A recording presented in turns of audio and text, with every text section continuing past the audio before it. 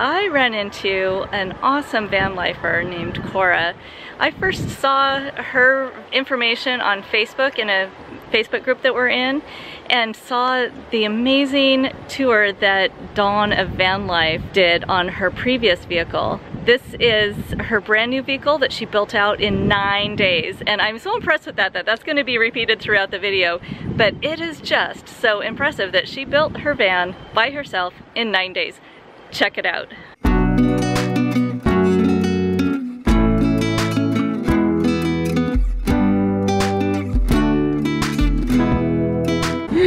I'm Cora Layton. I have a website, it's coratheperformer.com, and I have a blog in there called FemSeeks.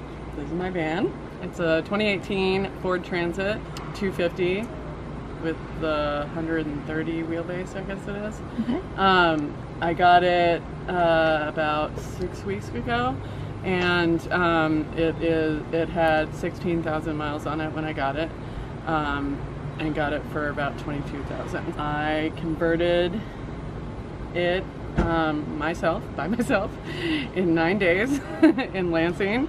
So I have a friend who lives in Lansing, and East Lansing has a great tool library. So I borrowed a jigsaw and sawhorses from there, and I had a drill already. And so I just spent 9 days every single day, all day, converting it. My total cost ended up being $4,500 for the conversion. Wow. And did you have prior build experience? I do. Well, I went to, my BA is in theater tech, and so I worked in the scene shop all during my BA. Also, when I was 23, I built an apartment from studs to finish with a friend of mine. So I learned a lot about, you know, using tools and kind of just build. We had to figure a lot of that out on our own, so it really taught me how to troubleshoot and figure out how to build things even if I don't know. Great. So show us your van. Okay, so this is my van. Really small.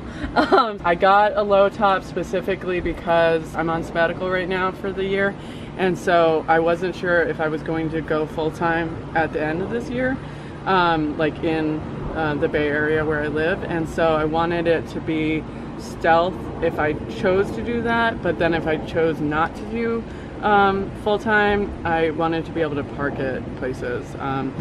If I got a medium roof, it would have been a lot more challenging to park, like in garages, and also the medium roof is significantly more expensive and I just couldn't afford it. I have the kitchen layout up front.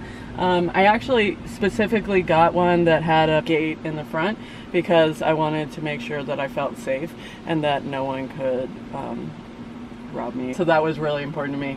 I have a DC fridge. I got a Costway one. I wanted to go with a cheaper one initially, but just because the more expensive ones, it was really killing me on the budget. But I've been really happy with the Costway. It's been a really good fridge for me. And then I got this teeny tiny sink. It's like a bar sink. I decided to go with a hand pump because I had an electric pump in my last van, and I didn't really find it was useful for me. Like, I don't use water that much, so it was kind of just taking up electric that I didn't need to take up.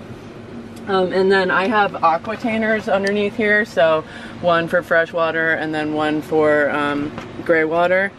And so I just empty them as they fill up or empty out. And then I have a portable camp stove as well that I have never actually cooked inside yet. I always cook outside because I tend to camp at campgrounds or in national forest land where it's okay. I have the fan so that I can possibly cook inside. This is a great little thing that I got off Amazon. It's just like a little cabinet, and it has all my kitchen stuff in it.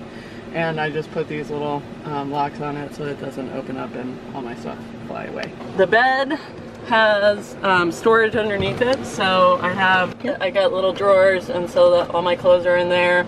And then the other one has all my toiletries and office supplies. I use these little jewelry box clasps because I really like the way they look. And they were easy. Oh.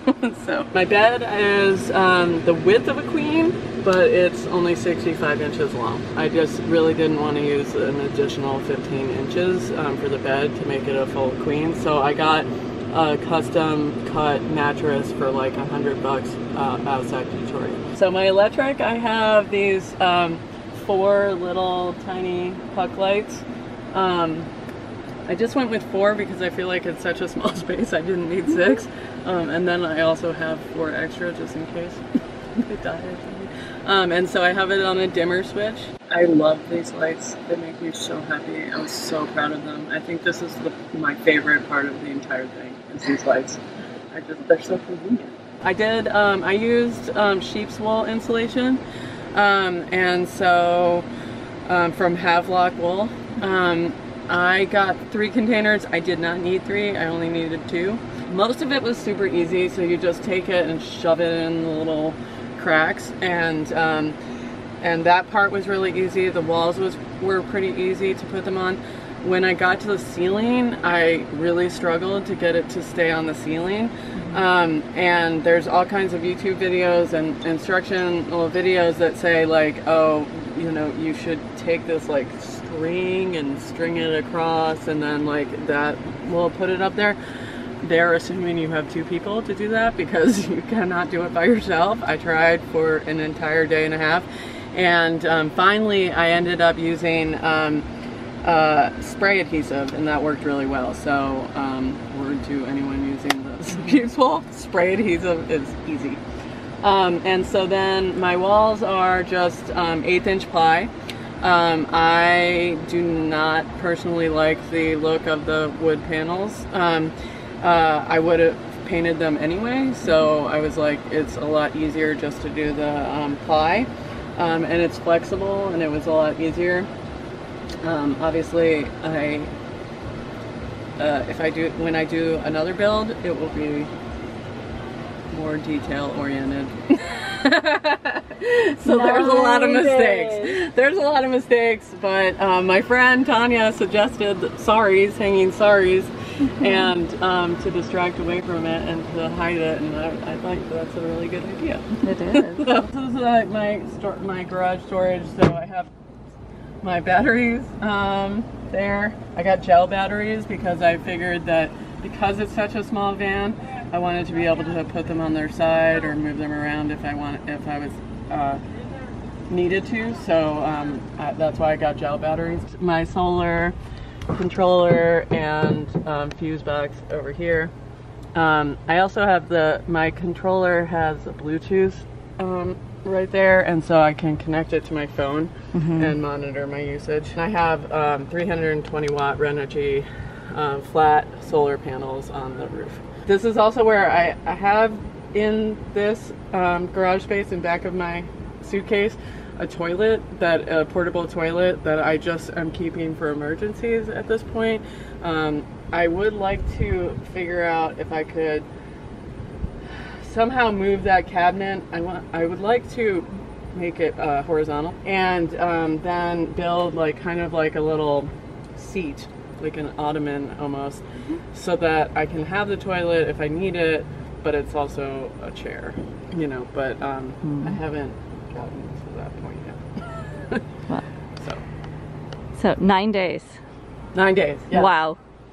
I was motivated because I had to get back. I had to go to a wedding at the end of the 9 days, so I was like, okay, I have to go to this wedding, and then from the wedding I had 4 days to get back to California. Like, the wedding was in Wisconsin, and then I had 4 days to get back to California to register my vehicle by the time the temporary registration expired. Right. So I made an appointment with the DMV in Truckee, just over the border. I assume if you got all the way through this video you liked it, so go ahead and hit that thumbs up. If you like my channel and what I'm producing, hit the subscribe button, and go ahead and hit that notification bell so that you know when new videos are released. Thank you so much, Cora. This was great. I love being able to show people a wide variety of vans, and the fact that you did this in 9 days by yourself is absolutely amazing. This is Joni with TheGalavan. Enjoy your journey.